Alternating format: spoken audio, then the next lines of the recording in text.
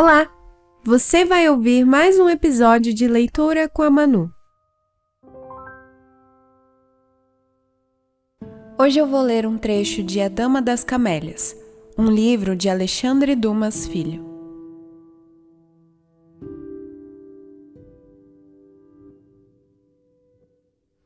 Manon Lescaut é uma emocionante história da qual conheço todos os detalhes. E ao ter mais uma vez o volume em minhas mãos, a simpatia que sinto pela narrativa continua a mantê-la atraente para mim. Abro e pela 100ª vez encontro-me diante da heroína do Abba de Prevost. Essa heroína é de tal modo verdadeira que tenho a impressão de havê-la conhecido. As novas circunstâncias, sobretudo da comparação feita entre ela e Marguerite, conferiam uma atração renovada à leitura, e a minha indulgência acrescentou-se piedade, quase amor, pela pobre moça a qual eu devia a posse daquele livro.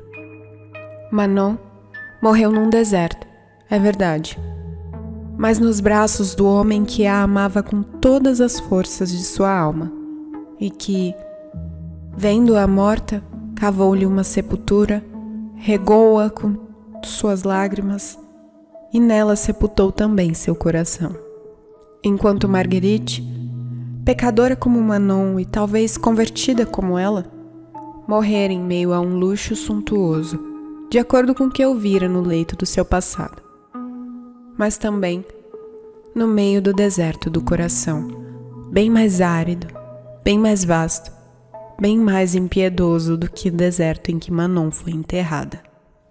Na verdade, como fiquei sabendo por amigos informados sobre as últimas circunstâncias de sua vida, no decorrer dos 2 meses que durou a sua lenta e dolorosa agonia, Marguerite não havia tido ninguém à sua cabeceira que lhe desse algum conforto real. Depois de Manon e Marguerite, meu pensamento foi para aquelas mulheres que eu conhecia e que via caminhar, cantando para uma morte sempre invariável.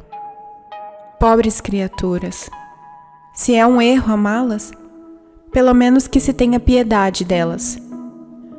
Você tem pena do cego que jamais viu a luz do dia, do surdo que jamais ouviu as vozes da natureza, do mudo que jamais pôde dar voz aos anseios de sua alma, e sob um falso pretexto de pudor, não quer condoer-se dessa cegueira do coração, dessa surdez da alma, desse mutismo da consciência que enlouquecem a infeliz afligida por esses males e que a tornam, malgrado ela, incapaz de ver o bem, de ouvir o Senhor e de falar o idioma puro do amor e da fé.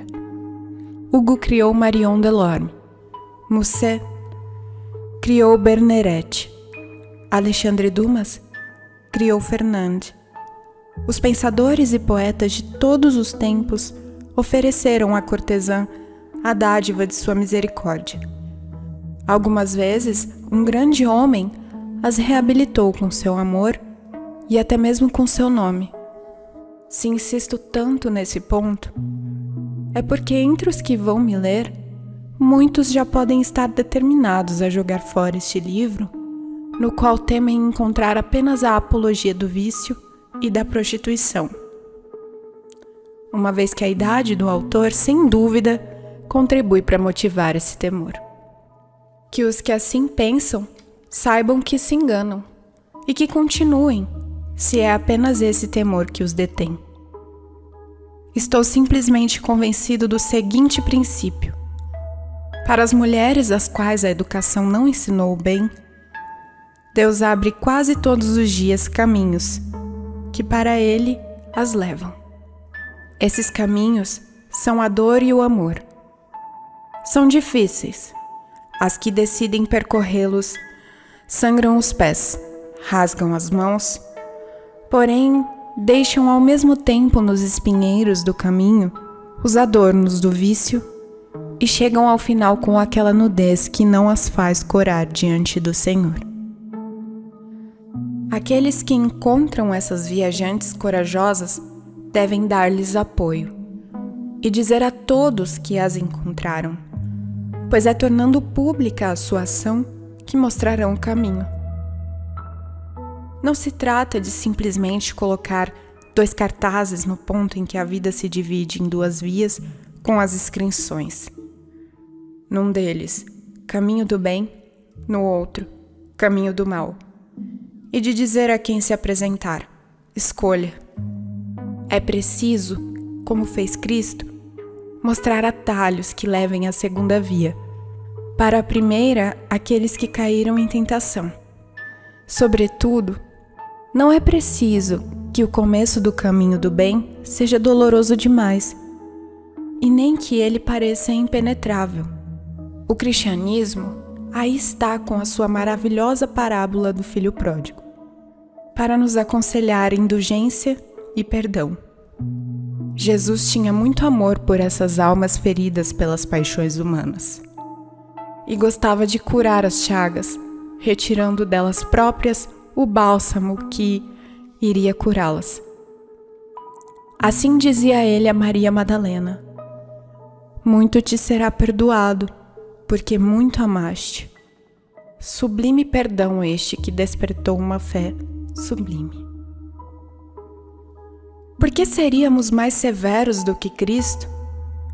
Por que, agarrando-nos obstinadamente às opiniões deste mundo, que se faz duro a fim de parecer forte, rejeitaríamos com ele as almas em que sangram ferimentos por onde, como o sangue ruim de um doente, derrama-se o mal do seu passado, e que esperam a mão amiga que trate seus males e que lhes proporcione a convalescência do coração?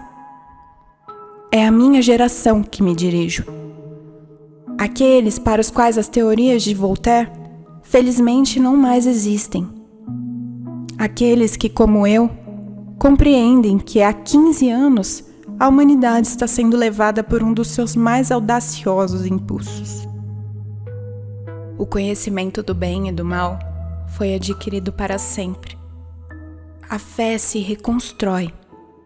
O respeito pelas coisas santas nos foi devolvido. E se o mundo ainda não se tornou bom, pelo menos melhorou. Os esforços de todos os homens inteligentes tendem a se dirigir para a mesma finalidade, e todas as vontades atrelam-se ao mesmo princípio. Sejamos bons, sejamos jovens, sejamos leais. O mal não passa de uma vaidade. Orgulhemo-nos do bem e, principalmente, não nos desesperemos.